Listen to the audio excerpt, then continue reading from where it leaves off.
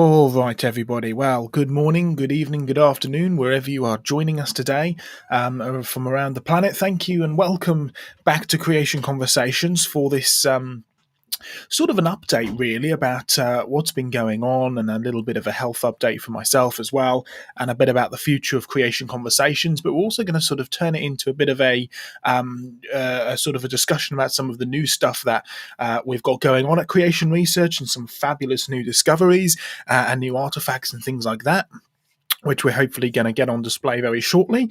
I say it is just me tonight, as far as we know. I've sent links out to John Mackay, but when I spoke to him last night, it was a very slim chance of him turning up.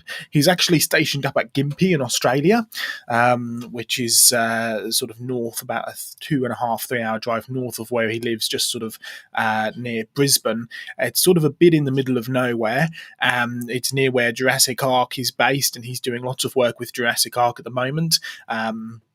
They had 60 or so homeschoolers visit the museum up there, which is wonderful. But he's without much signal or Wi-Fi, so whether or not he will be joining us, only time will tell. But he may well turn up halfway through the stream. But never mind about that.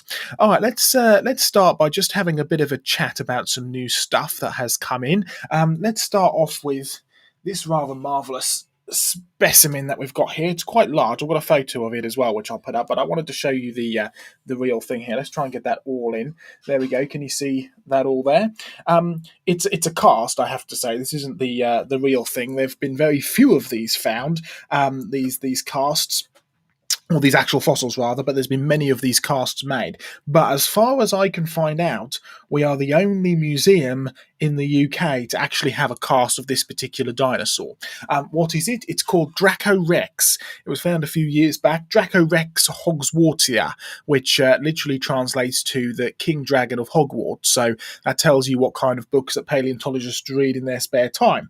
But the reason it was called that is because it looks like a dragon. Exactly spot on like a dragon. So it's quite a remarkable specimen, and it also makes a very important point, which we make over and over again, about dragons and dinosaurs. Because if you go back into the literature, what you will find is the original paleontologists, before they'd invented the word dinosaur, which wasn't invented until the 1840s by Sir Richard Owen, both before, during, and after they had invented this word, they referred to these creatures as dragons. And of course, you'd know that if you would have purchased this wonderful book by Vance Nelson called Dire Dragons, which we sell at Creation Research. Just go to creationresearch.net and you'll find links to it. But this particular dinosaur actually features in his rather spectacular book, Dire Dragons, and it goes a lot more into detail about that there, as well as the history of dragons and dragon carvings from around the world. So that's a spectacular new addition to our museum collection. There's the let's put the picture of the skull up. There we go. There's the skull in all of its glory. So a really rather beautiful specimen. We've also got other bones and stuff as well, and this is quite exciting as well. I think I showed this on one of the last Creation Conversations, actually. It's a big Edmontosaurus bone. Edmontosaurus were the duck-billed dinosaurs. This comes from Texas in the USA, and it's been shipped out to us here. It's a wonderful piece to go into the museum, but also we've got an interesting little project coming up, not just with the museums, but we are going to be exhibiting at a place called Creation Fest this year. Now, I've been wanting to get to Creation Fest for quite some time now. It's a big Christian festival, Christian music festival down in the south part of the UK, and they have lots of teaching. They have lots of people going. It was obviously cancelled last year, but they've got a lot more people coming this year again. They're actually doing it this year, so we're going to have a mini museum display. So do pray for that, because we've got a wonderful amount of work to try and get that all together and get that put together and get that put out. So that should be very, very exciting. But we'll have a wonderful museum display with not just fossils and dinosaurs, but also this. Now, this just arrived the other day. We've been on long order for it. It's a pot handle. You can see the handle there. It's quite an old pot handle, actually. It's from Israel. But what's really fascinating is let's try and see if we can get this into focus here. If I put it in front of my face, that should just about work. There we go. Can you see the little symbol that has been stamped into the handle of the pot? Just Oops, there we go. Just there. Well, let's put a photo up so you can see it nice and clearly, because this is actually quite exciting here. Let's just put that up so we get some contrast on for you. There we go. So you can see the creature just there. It's actually a winged scarab beetle, and it's got Hebrew writing over it as well. This is actually it's a Judaite terracotta jar handle which has been impressed by a royal seal of Hezekiah. These are known as LMLK seals, which means it's belonging to the king, and it usually tells you the city. But in this particular one, the city has been scratched off. So we're talking about 700 years BC at the time of King Hezekiah, depicting the royal emblem, which is these two winged sun disk.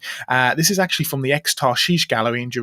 We've got it completely legally, just to let everybody know. This has come with an export certificate from the Antiquities Authorization, the Israel Antiquities Authorization. So it's a wonderful piece of evidence that the Bible is true and can be trusted. We're developing this museum collection in the UK and around the world. We were talking about our Nebuchadnezzar tablet just here, which is absolutely wonderful. And so we've got lots and lots of these things going on, which we want to get on display, not just in our big museums, but also these sort of roaming museums as well.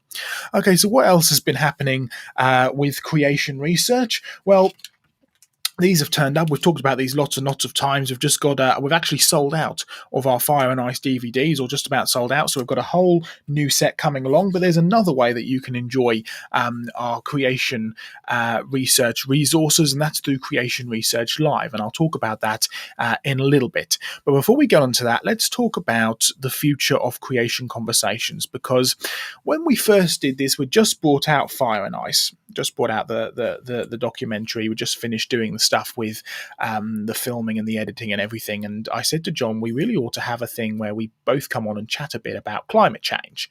Oh, by the way, we're not going away with this climate change topic. It's a hot topic, even now more than ever, because happening right now in Cornwall, and it's causing havoc down there, is the G7 meeting, the Global Leaders Summit. And so they're talking about climate change there, but they're also, the UK is hosting the Climate Change Conference, the Climate Summit, up in Glasgow later on this year in November, I believe. So Creation Research is going to be doing more about that, so do tune in and find out more. But I sort of suggested to John, let's get this together, let's talk about this, let's do something broadcastable, like we've been doing ever since. And we've had a wonderful run with lots of special guests on. It's been wonderful, and by no means do we want to stop it. However, we are going to be taking a short break, and here's some of the reason. Here's some of the reason why. So for the last few months or so, I have been struggling with a few things health-wise. And they'd all been little individual things I hadn't paid much attention to. Like I'd been getting a lot of fatigue and some lightheadedness and a lot of headaches, struggling to think. My memory has been shocking. And in hindsight, even stuff like, I've been putting on a lot of weight and stuff like that, despite doing intermittent fasting and on a diet and stuff. And I'd never used to put on weight. So there's been lots and lots of little things, but it all culminated on Sunday. This is last Sunday. And I actually woke up feeling very, very sick and not very well at all. Sarah, my wife, I sent her to church just saying, I'm just going to take it easy here for a bit because I really don't feel very well. Potted around in the garden, didn't do much. And then middle of the day, I began to feel very, very ill. I began to sort of zone in and out of not quite consciousness, but concentration, I suppose. I kept going very woozy and couldn't quite focus on anything. My sister-in-law, who's a first responder for St John's in the UK, she called 999 because she was concerned about me. I remember talking to the 999 lady briefly, and then I don't remember anything else. And it turned out that I'd actually blacked out. I was unconscious on the floor for over an hour, during which I tried to throw up several times, but I I couldn't because I hadn't eaten anything that day. The really scary time was because it was my sister-in-law who was monitoring me, and they also got a St John paramedic who lives just around the corner to come and monitor me. And the scariest time was when my pulse actually dropped to 30. I had no pupil reaction, and I even stopped breathing for a short period of time. So I was rushed into hospital by the ambulance, which eventually turned up after about 50 odd minutes, and was checked over in hospital. They did basic blood tests, they did urine tests, they did a CT or a CAT scan, but nothing was very conclusive. And then, so they sent me home. Basically, they discharged me, sent me home, and told me go see your GP tomorrow and try and get to the bottom of this. At the GP's office the next day, I also blacked out in the nurse's office, so there was definitely something wrong. But it did mean that they were able to actually see kind of what was going on. And the conclusion was, and this is the doctor's own words, my heart isn't doing what it's supposed to be doing, which is reassuring, to put it lightly. There's one of two options that it could be. Either my heart is seriously not working properly, or I've got a thyroid problem. He suspects the latter. I have a history of thyroid problems in my family. John Mackay has had to go through all of the thyroid stuff as well, so he knows what it's like, and the symptoms do sound like that, especially the last sort of few months of issues. But it's sort of got to a very, very bad point now. So I've been put on drugs, which slow my heartbeat down. I've been referred to the cardiology department, where I've got to be wired up for a period of time and so on and so forth. I've been told to cut all stress out. I've been told to not do any strenuous activities and the like, and so on and so forth. So obviously the ministry is taking a bit of a hit of this as well. I have to force myself to basically step down from a lot of stuff. Now, albeit Creation Conversations is not the most strenuous of things to do, to try and sort of pull it all together and do it, but amongst everything else that is going on at the same time, we've sort of come to the decision that it would be best to sort of take a summer break, just cut down on some of the stuff that we're doing, or specifically that I'm doing. I will still be around. We've got some exciting new projects that we still want to work towards.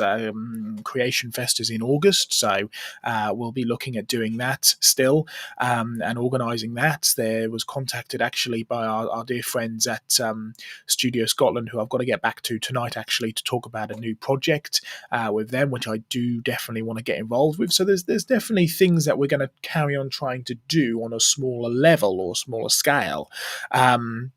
But with my health as it is, I think that it's probably best just to take a short break for a while. I mean, even over the last few days, I've been very, very lightheaded. I mean, even now, I've got a pounding headache. So it's sort of little stuff like that, and I would probably be worse and having more of these episodes if I weren't on the drugs that I'm currently on, which deliberately slow my heart rate down, so that I don't get affected like this. I can still do writing projects and stuff like that, and we'll probably carry on with a few different things. But for the time being, it looks like we are going to have a break with Creation Conversations. Let's go over to the chat and have a little bit of a look and see if anybody has joined us or has said anything. Nobody's on the chat at all tonight. That's unusual. We normally have a few decent people on the chat, but never mind. Let's talk about some more things that we've been doing as well, because there has been stuff going on behind the scenes as well. Well, I think we've mentioned this before on here. Let me just put these photos up. So we've got our new dinosaurs, which we're going to be putting on display in our travelling museum. There you can see my wonderful wife next to two of our new additions there, which is absolutely fantastic. So these are, well, it's interesting actually. They came to me labelled as Velociraptor. Now, velociraptors were significantly smaller than that in the real world, but never mind about that. They do sort of capture the imagination and they do draw people in. But you know what? have a look at that dinosaur that's standing there. Not a single person in the world today would deny that that dinosaur has been created. I mean, it's made out of plastic and resin. It's been beautifully sculpted. It's been brilliantly painted. It is absolutely fantastic. Yet the real dinosaurs, the bones that we dig up out of the ground, these are supposed to be completely random chance. The woman in the middle, my wife there, she's supposed to be completely random chance. We can actually use these dinosaurs to explain what we mean by what a creation is. What is a design? How do we know that something has actually been designed? So it's a good thing to actually be able to use. And if you want to know the answer to the question about design, you can watch last week's Creation Conversations because we had John Mackay as well as Dr. Diane Eager on there. If you'll just excuse me while I blow my nose because hay fever is quite bad at the moment. And back. What else have we got going on? Excuse me. Brand new cards that we've got, just to try and see if we can get this into focus here. It's not wanting to focus very well, is it? Try and move my head behind it. There we go. So we've got a brand new museums project, which is now really beginning to pick up pace. We're chatting with a lot of different people to be able to bring this all together. And again, it's going to be slow now because of my health in the UK and some of the issues there. But we're going to slowly begin to bring that together and get the trust together so we can actually start using the building, which we've been negotiating with, and so on and so forth. So we're really excited about that. Here's another fossil, brand new fossil that's just turned up, multi-fish plate. Well, I've done a lot of research into fish, and it's a real fascinating thing to look into.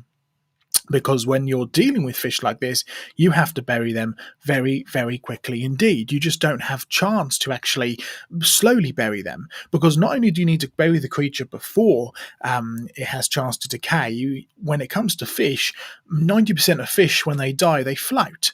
Because they've got a thing called an air bladder inside of them, or a swim bladder, and it helps them with buoyancy. So when they die, they've got no control over it, so they bloat, and then they float, and that's that.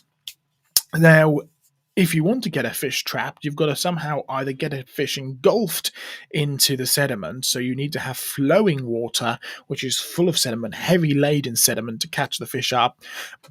But there are some cases in which fish can actually sink to the bottom if it's very cold water, or some fish don't actually have a swim bladder.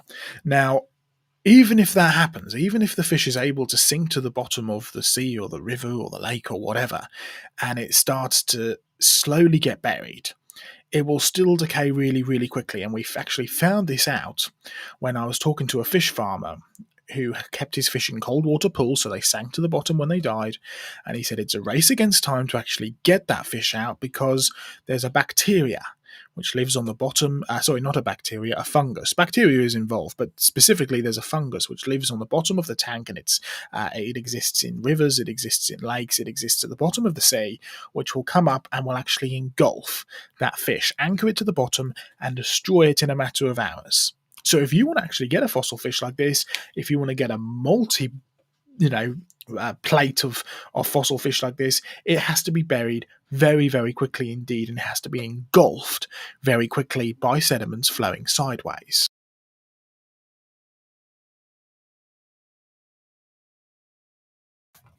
So there's a fascinating new addition to the museum collection, and that is actually going to try and be in our roaming museum as well. And we want to get this roaming museum that we can take around to conferences, that we can take around to different events, or if you're a church, that we can actually come and set it up and do sort of a mini conference in your church facility, over a couple of days or whatever, and have all of the display set up. So we're really looking forward to be able to actually do some of this when we slowly begin to come out of lockdown. I mean, we'll wait and see. We're supposed to be hearing in, what is it? It's less than 2 weeks now. We're supposed to be hearing whether or not we can actually, well, it's 10 days now. Actually, it's the 11th today, isn't it? So 10 days in the UK, we should be hearing whether or not we're allowed out of lockdown completely. So we'll see if that happens. But once it does, we do want to start up a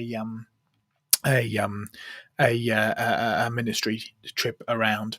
But of course, that all depends on my health as well. If it's something very serious like heart failure, then there will be a lot of operations and surgery, no doubt. And if it is just thyroid, that's better, but it still means about 6 to 8 months of trying to get the dosage right. And we can talk to John Mackay about trying to get the dosage right, because he had a wonderful time trying to get the right dosage. He was either too high or too low or whatever, and ended up turning up at the customs office in the USA, and when they asked him for his passport, he said, "Oh, which one do you want?" Because he was off his head with thyroid tablets, which is not the best thing to say if you're trying to get into the US.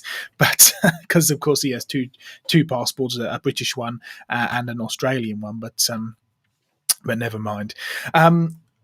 What else have we got that we can finally talk about? Oh, yes, let's forget a newish book that came out. I don't think we've talked about this on Creation Conversations before. The Rocks Cry Out, Charmouth and Black Ven. Let me give you a brief little history to these books, because these have a close place in my heart, because it was actually through this project that I actually met my wife. So the Rocks Cry Out is a project which we developed for the UK, but it's relevant around the world, to get these books and videos which accompany the books. We give the videos for you for free. You can find them on our new website, creationresearchlive.com, or I think they're on our YouTube channel as well, but they're there, they're free, they're easily accessible, which is me taking you around these locations and showing you the fossils and showing you the evidence and digging it up. And I love doing the field trips and actually being able to take people out there. I can't wait to get back onto excuse me, to get back out into the field again and do some stuff with people, because I have missed that a lot. So we're really looking forward to doing that again. But what I decided to do was put together a series that parents, that families, that teachers, that anybody can take and help their kids or help themselves to understand the rocks around from a biblical perspective. Because my story, my background, when I was young, there really weren't any facilities. I mean, you get a great big book about the Grand Canyon, but what point was that for, a little kid living in the UK? And so, I'd be taken on secular field trips, and I'd be told by parents, oh, don't listen to them. They're just telling lies. You've got to go and, just learn how to find fossils and try and somehow work out what a biblical perspective is. So that was sort of my background growing up. And I thought we really need to get something there for people today, for parents today, for home educators. So we started with the Valley of Lyme, which was really, really exciting and really, really good. We moved on to do a few different others, and this is our latest one, Charmouth and Black Ven. Now this coincided with a new film about Mary Anning, which came out. Mary Anning was a Victorian fossil hunter, very, very good. Great for her time, and also a devout Christian as well. Unfortunately, in the movie, it was a Hollywood movie as opposed to a documentary, and they took liberties with the truth as they normally do with Hollywood movies, and they portrayed her as a lesbian, with all sorts of nonsense in there as well. So I thought, well, it's about time that we actually made a book, a Rocks Cry Out series, which gave you not only the truth about the rocks and the fossils, but also gave you the truth about Mary Anning as well. So you can watch The Rocks Cry Out, Charmouth and Black Ven for free on our YouTube channel and at Creation Research Live. And you can get the book. And yes, it's obviously based for a UK market, but it's our biggest book, Rocks Cry Out book to date, and it gives you a lot of information which is relevant around the world. Because a lot of the geology, well, this is Jurassic geology we're looking at in Charmouth and Black Ven, and it's the same Jurassic geology that you find not just at Charmouth and Black Ven, you find it in Scotland, you find it in Germany, you find it in France, you find it in the USA, you find it in Australia. It goes around the world, so it's relevant anyway. Of course, if you do live in the UK, it does do things like give you maps, so you can know exactly where to go, and it gives you the practical to help you get there and get down on the beach. But then it goes into the big picture, which takes you step by step through the geology. It's got some really good fossil finds in there. It goes into detail about sideways strata, which is a fascinating bit of research that we've been doing, evidence from fossils. It goes into Mary Anning as well. There she is down the bottom there, and talks about all of her finds and stuff as well. really fascinating look as well. The in-depth section goes into the history of geology, and it talks about the connection between the Babylonians and deep time, and the Greeks and deep time, and evolution and everything. And of course, it has a fossil ID guide at the end, which helps you to actually identify all of the fossils that you find. But again, it's Jurassic, so you find this kind of stuff all around the world. So a great little book that's available from Creation Research. You can find it at creationresearchstore.com. So do look that up. Well, we're just about heading towards the end of our half-hour mark, and I'm getting quite tired, so I need to go and have a sleep. But thank you for everybody who's joined us. We've had a few people watching us, and we thought it was worth, with the state that I was in, we thought I did ponder about just stopping there and then and picking it up in a few weeks' time. But I thought I'd better do another one, just so that I explain to everybody what's going on, so I don't just jump off of the radar. We may well have John Mackay do a few ones, like one every couple of weeks or something, or if I'm feeling better or start on medication or whatever, we can start up sooner, or we could do maybe once every 2 weeks or something. I don't know, but we're going to stop the regular weekly things for the time being. We will be back. We will continue doing this because I enjoy doing this, if nothing else. And I think we've had a really, really good run with some really, really good people and guests. And I do, me and John work together so well. It was one of the first reasons why we knew that I'd been called into ministry, was how well that me and John worked together, or specifically how we knew that I was called into Creation Research. And we just love having a good chat and bouncing off of each other. So we will be back. Don't worry. I'm going to finish by actually playing you a video. It's our sort of advert, if you like, for Creation Research Live. We've sort of soft trialed it and trialed it predominantly for our new documentary, Fire and Ice. But it now has got all of Creation Research content. So everything that you've just about ever been able to get from Creation Research is on there, different prices depending on the quality or the length, but there is a big free section, Creation Research Live as well. So it's creationresearchlive.com, and I'll just play this for you now. G'day, I'm Indiana Joe, and welcome to Creation Research Live, the one-stop media site for everything Creation Research. Now, over the last 40 years or so, Creation Research has headed up some fascinating and groundbreaking documentaries, lectures, debates and presentations, all about the fact that you can trust the Bible from the very beginning, that God's Word is true, and giving Christians a reason for the hope that is within them, that Jesus Christ really is who He said He was, our Creator, Saviour and Sustainer.